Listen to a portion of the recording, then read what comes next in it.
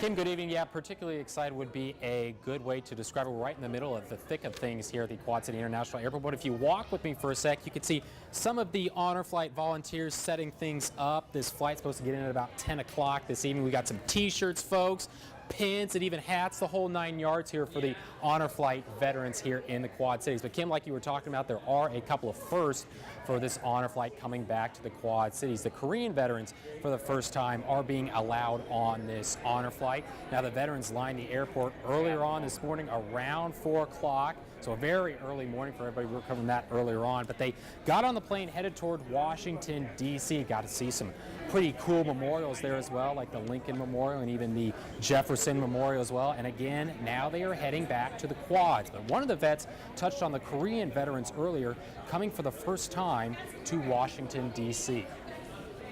I think it's excellent, And then I don't know how long before they'll be going with the Korean vets before they open it up to the Vietnam vets, which will be great. And back now live again, these war veterans expected to be back at about 10 o'clock this evening. It's also interesting to note that about 300 Korean war veterans have already applied for the next couple of honor flights. Fun story to do here, Kim. We'll send it back on over to you.